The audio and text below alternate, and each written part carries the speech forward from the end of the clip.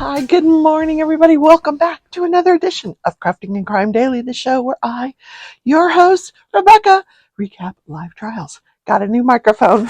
Some people like it, some people don't. I'm just trying to make sure it's adjusted correctly. There we go. Anyway, it's Friday. Been a long, incredible week and a lot to get to. First, yes, you guessed it. Friday dance. Everybody up out of your chairs. Yes. Come on. Ready? Okay. That's the Friday dance. Yesterday we had a huge thunderstorm. Quite unusual for we've been in a drought. We're still in a drought. That my poor grass, my poor weeds. I was really proud of my green weeds. They were dying because there was no water. In any case, yesterday we had a storm, and I was sitting there playing my game, The Legends of Zelda, Tears of the Kingdom. I am obsessed with this game. So I'm playing this game. I get up and I go in the kitchen, and a tree, lightning had hit a tree in the backyard. I didn't even hear this. That's how engrossed in this game that I was. This tree limb broke off the tree when the lightning hit it, like half the tree, and landed. It took some cables down with it, and part of it is on my roof. Here's a picture. Yeah. So I notified the landlord, and we saw electricity. So it didn't look like an electrical wire. And I've had people in my yard looking at those trees to give me an estimate on how to, on what it would cost to trim them. Yeah, the tree needed trimming. So I knew that it wasn't electrical wire because I did ask this tree guy, is any of this electrical that, because I knew that if something happened to that tree, it was going to take this wire down. And he's like, no, I think that's cable. So I followed it to its conclusion, and it came to an AT&T box on the house here. We don't have AT&T. So we didn't lose cable or internet or electricity or anything like that. So I told the landlord, I think we're okay. Then I learned later on from the neighbor, our cable's out. I'm like, ooh, you don't happen to have AT&T, do you? Yeah. So I told the landlord, she said she would make a claim because some of it landed on the roof. So there may be roof damage. I don't know. I'm not going to go up on the roof and find out. So she's going to send someone out to remove this tree and find out if there's roof damage. She's making an insurance claim is what she's doing. And it's Friday. I probably won't see anybody till next week. This tree is just going to be sitting there on my roof with the wires down running. I won't let the dogs in the backyard because it's such a mess. So I've been having to walk them several more times than usual every day. Anyhow, in diamond painting, what I did was, this is the top of the painting, which was right here. So now I've put it on its side. I'm working on the side of the painting. I don't know if I can show you guys. I've gotten a lot done on it. I really have. That's her face there, and this is like some of the tree. So I'm trying to get most of it done before I go to my crafting retreat at the end of the month. I am so excited for that. Oh my gosh. All right, so let's talk about law and crime and crafting and okay. So the trial we've been waiting for, the one with Scott Peterson, Parkland shooting down at Marjorie Stoneman Douglas High School. Scott Peterson was a school resource officer. He is going to be on trial for child neglect, 6 counts of child neglect. They're still picking a jury. I can't find any news other than they were going to start jury selection on Wednesday. I don't know what the status is. I don't know if they've got a jury and they're just going to wait till Monday to do openings. I have no idea. Can't find any information about it, but that's what it looks like. That we probably look forward. That's my prediction that Monday morning it will start, unless they're just having a hard time picking a jury, which that's entirely possible. This is Broward County, Florida, in Fort Lauderdale. everybody knows about this case. The 17 people were murdered that day. I mean, how do you not know about this case? It happened on Valentine's Day in 2018. Nicholas Cruz has already managed to slip by the death penalty, is serving a life sentence without the possibility of parole in jail or in prison. So hopefully that will start Monday. So I've got a true crime story for you today, and it is just what I'm going to warn you up front. It's very unsettling. We're going to talk about domestic violence because we're going to talk about drug abuse, drug addiction. There's so many flags in this thing that it's just a horrible, horrible, horrible story. Stick with me. So I don't want to make light of this story. I'm going to tell you that it's very graphic. It's very disturbing, but there was some good that came out of the story. So this is the story of Judith Ann Malinowski. She was born August 26th of 1983. Almost the exact same age as my daughter, like 1 year older than my daughter. Yeah. So she grew up in Columbus, Ohio. She was born, her mom, Bonnie, still alive. She has 2 children, 2 little girls, although they're not little anymore. They're teenagers right now. I wonder if they watch YouTube. Anyway, beautiful children, beautiful children. So she was incredibly active growing up. She went to a New Albany High School where she graduated in 2001. She was so popular. She was voted homecoming queen. Now, you know that the homecoming queen is usually the most popular girl in the school. She was the homecoming queen. Then she said she was described as being very popular, very intelligent, very smart, captivating. She loved unconditionally. Just every great adjective you could put to this girl, she was. And she went to Ohio State University. So in the early 2000s, she develops ovarian cancer. Yes, another terrible topic that we could deal with. There's so many horrible things. So many young women that are succumb to ovarian cancer that don't even find out they have it. So she finds out she has ovarian cancer. She gets treatment for it, and she has an operation and finds out she's cancer free. She returned to her job as a customer service agent, and 15 months later, the cancer returns. So at this point, she's already had her daughters. She she she got married. She was estranged from her husband after that, but she met this guy named Michael through her estranged husband. Michael actually happened to have been dating one of her girlfriends and got one of her girlfriends pregnant, but she found out through Michael, this guy Michael, his name's Michael, what was his last name? What a piece of work this guy is. Michael Slager. She finds out through Michael Slager that her husband is cheating on her. Now, I presume to say that Michael probably just had the hots for Judy, and he needed to get this guy out of the way. So, in any case, we'll talk more about Michael later. Anyway, so the cancer comes back. So at this point, she says, I'm going to have a hysterectomy. So she has a hysterectomy. Some surgical complication happens as a result of the hysterectomy, and she is put on, here we go, drum roll, opioids. Yeah.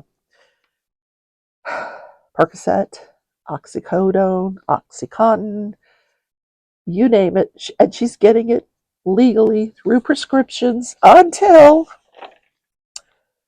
yep, she loses her insurance. Now, later on, she files for Social Security, disability. She gets that because she can't work. She is in chronic pain as a result of whatever this complication was. So she loses her insurance coverage. She has no way to get the prescriptions that she needs for these medications That's what happens. These people with these chronic pain, they get addicted legally to these drugs, and then when the axe falls and the drugs are cut off, they have no way to get them. So what do? They turn to heroin, which is a powerful, powerful opioid and so addicting. Just like Percocet and Oxy, they're very, very incredibly, incredibly addicting. Yeah. So there's so many things I could talk about with that. It's just so disturbing, so disturbing. Either these people lose their insurance and they can't get the medication, or the doctors, the legislatures, they got a clue recently, within the last 10 years, they've gotten a clue, and they've enacted these bills that make it illegal for doctors to prescribe them after a certain amount of time. So these people get hooked, and when they can't get the medication anymore, because the doctors are like, nope, take some Tylenol, see you later, physical therapy, here you go, here's a script for physical therapy. Yes, I know, been there, done that. So they turn to heroin. I never turned to heroin. Oh my God. But it's difficult. I'm telling you, after my knee surgery, the doctor kept prescribing the pills. I would call, and I knew that his nurse would give me a prescription. I'd just say, hey, it's Rebecca. Oh, you need your prescription refilled? Yeah, I do. Okay. So finally, she goes to him one time and she's like, can you sign this? And he's like, no. She needs to stop taking this medication. So I had to stop. I knew I had to stop. I knew it was coming. That day was coming when they were going to say no more. But I tell you, it's been difficult. I live in chronic pain. I do. Now, I wouldn't turn to street drugs or anything, but you just have to find other ways to cope. And some people, it didn't happen. It didn't happen that way for Judy. She didn't find another way to cope. She found heroin and she became addicted to heroin. She lost her 2 daughters and she struggled with this for years. So she finally decides she's going to get help. She wants help. She gets into a rehab and she sobers up and she manages to get clean. Meanwhile, we got Michael Slager, on the side. The reason she lost touch with Michael Slager and during the period of time where she got sober is because he was in prison. So Michael Slater has a rap sheet that is not even to be believed. I'll just tell you some of what he's been charged with: receiving stolen property, sexual battery, kidnapping, stalking, failure to report his change of address, which you have to do if you are a sex offender. He was a registered sex offender. And when you move, you have to give your change of address. So he was charged with that a couple of times. Failure to comply with the orders of a police officer, theft, passing bad checks. I mean, you just name it, this guy. I think another count of kidnapping and menacing by stalking. Like, his rap sheet is just, like, whoosh, run roll the toilet paper. There's his rap sheet. So she gets clean. Judith gets clean. She gets her daughters back. She gets an apartment. She's living off her Social Security disability, but she's making it work. But Michael enters her life again, and he reintroduces her to heroin. It was his way of controlling her. They start a relationship. They weren't living together, but he would bring her heroin every single day. He would call up her mother and say, "Hey, Mom, she needs help paying a bill. I don't know, whatever bill you can think of." And so Mom would give him the money to pay the bill, and he wouldn't take the money to pay the bill. He'd go get heroin for Judy, and he had her so hooked. And she would try to get away from him. She knew that the only chance she had of getting clean was to get away from him. She would hide out. He would go find her. Police would get involved, and she would tell the police, "I have to get away from this man. He's abusing me." By this time, he has complete control over her because the only way she can get heroin is through his connections. Now, mind you, during this period of time, he He's not addicted to heroin at all. He's just buying it for her, to control her. He's verbally abusing her, physically abusing her, and the police won't do anything. They don't even go talk to him.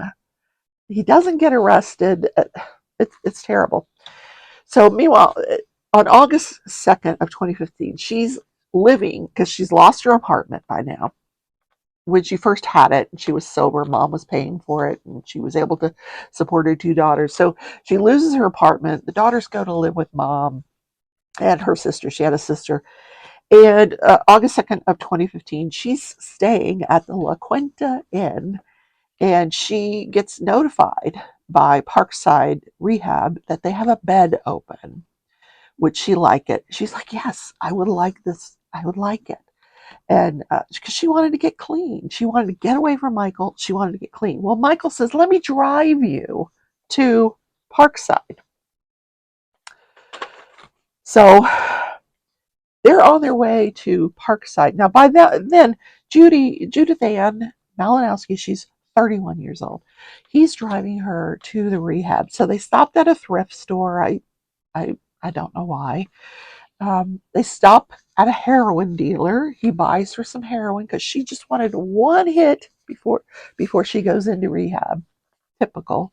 So he finds her a bathroom where she can get this hit of heroin, and then they continue into his truck. He takes her over to this Parkside Rehab, drops her off.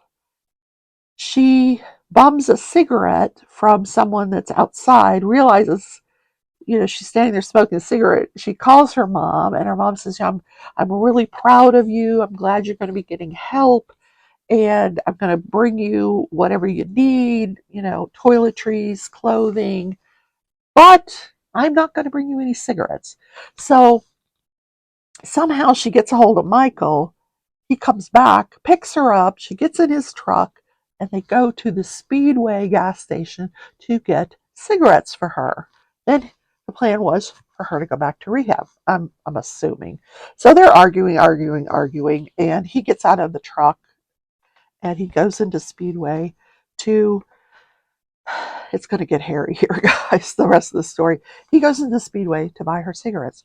So while he's buying her cigarettes, because I guess the argument had escalated, she sneaks out of his truck and heads behind the Speedway. This entire next bit of the incident that follows is caught on camera, and I watched it several times. It's terrifying.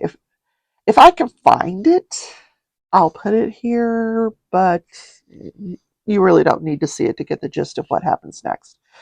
So he comes out after buying her cigarettes. He gets back into his vehicle. She's not there. So he pulls out of his parking space. He circles around the building. He sees her. He slams on the brakes behind the Speedway, gets out of his truck. Then they start arguing back and forth for 5 or 10 minutes. Finally, she takes this styrofoam cup of soda that she has and she throws it at him. So he goes to the bed of his truck, pulls out a gas can, goes back to her. Meanwhile, she's trying to get away. She sees him with the gas can. She trips and falls. He starts pouring the gas on her, and he empties the entire can of gas over the top of her head and onto her body. While he's doing that, she is screaming for help. Help me, help me. And because she's screaming, and some of that gas goes into her throat. So she's trying to get up, and he's pouring the gas over her, and she's, it's just so horrible. She's screaming for help. So he empties the entire gas can on her. Then he backs up for about 30 seconds. She's screaming, don't do it. Help me. Somebody help me. He takes a lighter. He walks towards her and lights her on fire. Like, she goes up in flames within seconds. She is engulfed in flames. And she, Oh my God. It's the most horrendous thing you'll ever witness. So a passerby, a witness, sees this happen, and meanwhile, Michael, he's just standing there watching. And Judy, who survived, later describes the look that was in his face as pure evil. The look he had when he was pouring the gas over her was one of pure evil. She said his eyes turned black. So the passerby yells at Michael, go get a fire extinguisher. So the passerby is trying to help put the fire out. Michael comes back with a fire extinguisher, puts the fire out. She is rushed to the hospital, and she suffers burns over 95% of her body, and 80% of her body was third-degree burns. Her ears were burned off, her eyebrows, her hair, her lips, some of her fingers. She's given about 2 hours to live. Meanwhile, Michael's arrested. He's sitting in a hospital room. When mom comes to visit her daughter, when she gets a call, hey, you need to come down here. Are you so and so's mother? Yes, I am. You need to come down to the hospital now. So she's like, why? What's going on? Well, we need your permission to intubate her. She's like, intubate? Oh my God, that's life support. So she rushes to the hospital. She rushes through the emergency room. She sees Michael Slager in one of the rooms. She runs into the room past police officers and she yells at him, where's Judy? So the police officers grab her, get her out of the room, and they get her to where Judy is. She had no idea at that point what had happened. So at this point, a detective comes into Michael. Now, by this point, the detective has seen this footage. He arrives on the scene of the crime. He immediately sees that this was no accident. The amount of gasoline, the intensity of this fire, there's no way that this was an accident. So he tells a couple of patrol officers, can you go over to that bank right next door here and see if they have any surveillance footage? Thinking it's a long shot, but maybe they do. Well, they did. As I told you before, I've seen this footage. So they pull the footage. This detective, he's watched it. He goes to the emergency room and he tells the guy, you're under arrest. And the guy says, well, I don't want to say anything. I want my lawyer. He says, you don't understand the whole story. He goes, if there's something if you need to explain something to me, now is the time, because I know what I saw on this footage. And he's like, yeah, but what you saw, it's distorted and you don't know the real story. And so he proceeds to tell this detective that, yes, they argued, she threw something at him. So he decides, since you've ruined, he did make a statement. She said that he made the statement, what was it, when he threw the fire on her body, you want to throw a cup at me, see what I do to you, bitch. So he tells the officer, she threw a cup on me, so I was going to she was trying to ruin my clothes. I was going to ruin her clothes. So I go over and I get the gas can, I pour it on her. He says, by this time, so after I finish pouring it on her, we make up and she wants a cigarette. So he says, I backed up to get her a cigarette, and when I gave it to her and went to light it, she went up in flames. He says, I figured the gasoline had already dried. What? That's your story? And he stuck to that story. And if you saw, I'm going to put a picture of this guy here. Oh my God. He's got these tattoos. Like he's this huge, big guy. I mean, and he looks, every time you see him, like in court appearances and stuff, he just looks angry and menacing. And oh, God, how she could date this guy, I don't know. So he's arrested for aggravated assault, aggravated arson, felonious assault, and a charge of possession of burglary tools. I guess he was up to burglary again. So Meanwhile, back in the hospital, Judith is kept in a coma, induced coma, for over 6 months until early of 2016 because her throat had been burned. Remember, I said she got some of that gasoline in her throat. Her throat had been burned. She couldn't talk. The pain was incredible. No one could believe that she was living through this. And day after day after day, she lived through this for the next 2 years, over 700 days. So after the 6 month of induced coma, she wakes up. She has over 60 surgeries and codes 7 times during the next 2 years. They bring her back to life 7 times.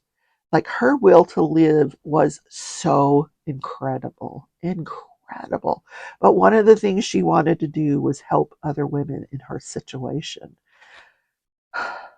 Absolutely, absolutely heartbreaking. So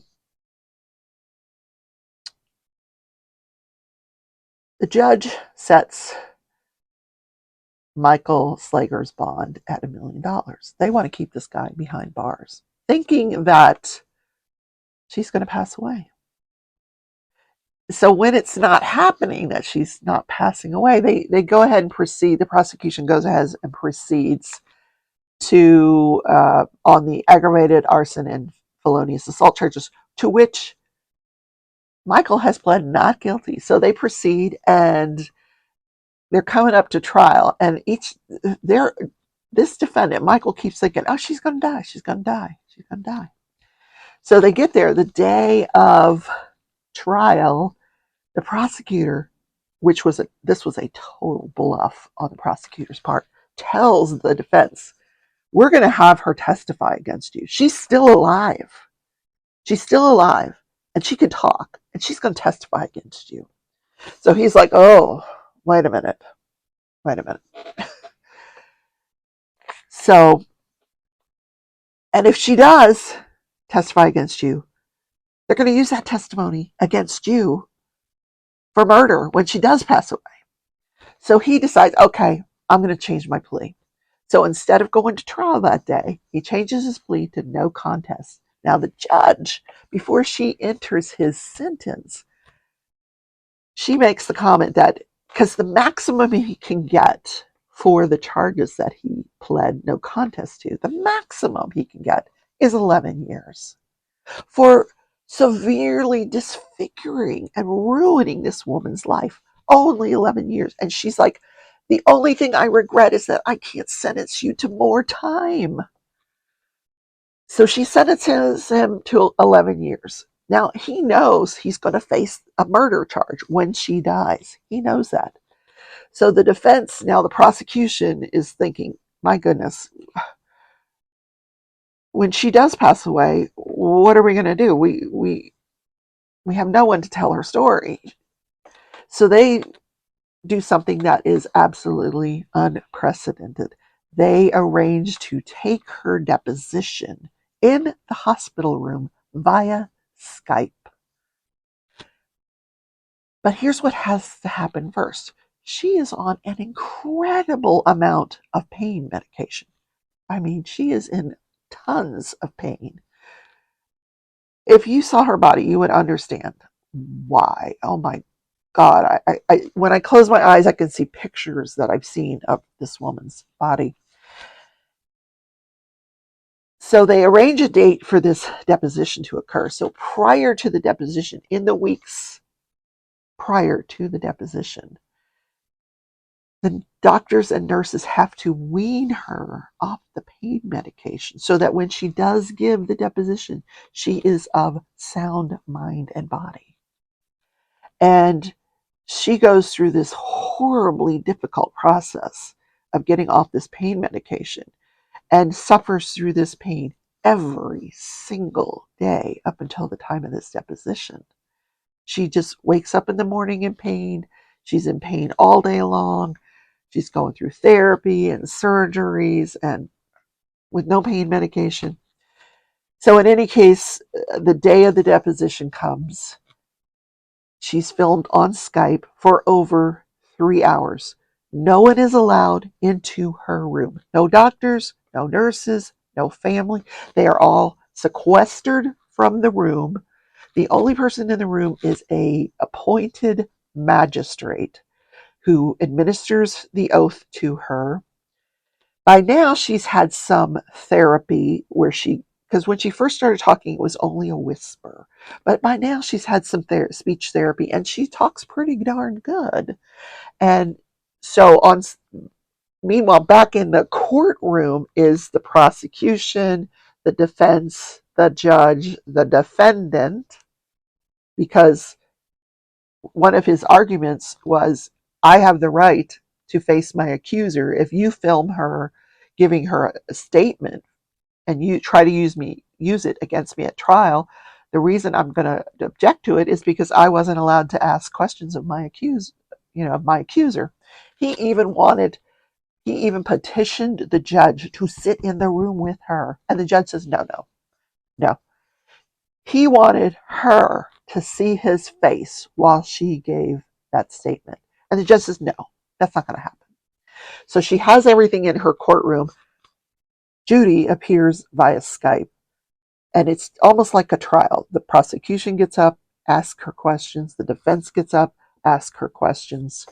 There's objections. The judge rules on the objections. So this goes on for 3 hours.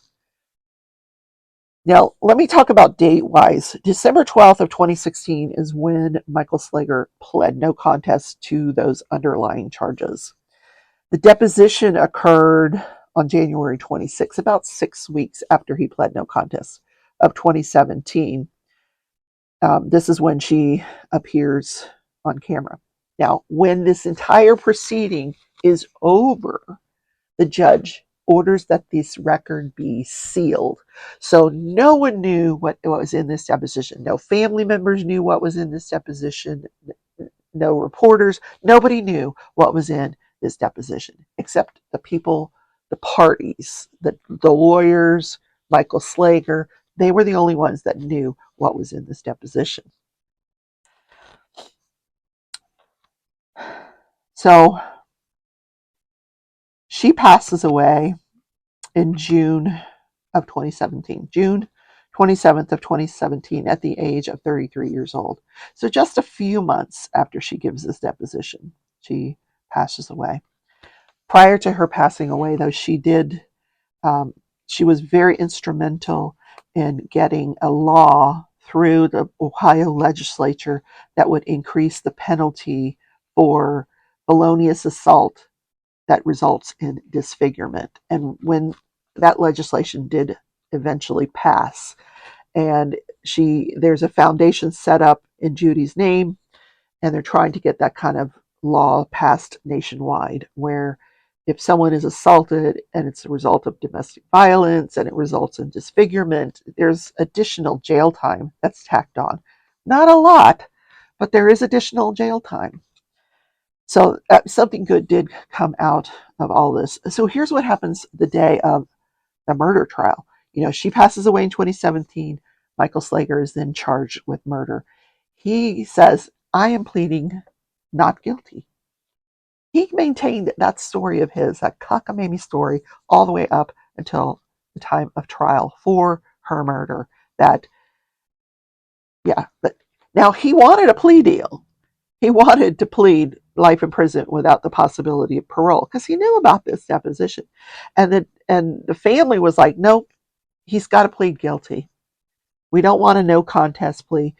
We want him to plead guilty. He has never once shown any remorse for what he did to my mother, to my daughter, to my sister. He's never shown 1 ounce of sympathy or regret for what he did to her. And you could see that he didn't. He just looked evil every time I saw him at a court appearance. So the prosecution says, no, you have to plead guilty. Otherwise, if you don't plead guilty, we're going for the death penalty. That's all there is to it. It's either a guilty or a not guilty. and we're putting the death penalty on the table. Hi, baby. So trial day comes around, and he finally decides, all right, I'll plead guilty in exchange for life in prison without the possibility of parole. But the family insists that at his sentencing, the video be unsealed and shown. And it was. So the day that he was going to plead guilty, they first watch an hour of her video. And to everyone's surprise, at the end of this video, she was asked by her attorneys, what would you like to see happen to Michael Slager? She goes, I would like to see him get life in prison without the possibility of parole. She did not believe in the death penalty. After she went through hell and back, she still didn't want him to suffer the death penalty. So the judge, it was already a done deal. He pled guilty, and he got life in prison without the possibility of parole. But the family all they wanted was him to admit he was guilty. So they felt satisfied that he had pled guilty. They were satisfied that he got life in prison without the possibility of parole, because that's what Judy had wanted. That's what she said she wanted. So sad, this story. Incredibly, incredibly sad story. Sorry to do that to you on a Friday. I know. Friday dance. But okay. All right. I got to be happy again, because that's a sad story. Anyway, so this weekend I will be live at 11 a.m. Sunday for my craft, coffee and chat. We're going to talk. We're going to do crafts. We're going to talk about what's coming up next week. I'll be there. It's Sunday evening at 7:30. I'll probably stream Zelda, the game that I've been playing. You can come watch me play. That's all it is. I'm just playing the game, having fun, chit-chatting with you. You can watch that. That's at 7:30 Sunday night. All of these are Central Time. Otherwise, have a great weekend. I got to go figure out how to get this tree off my house. I'll see you in the next video. Bye.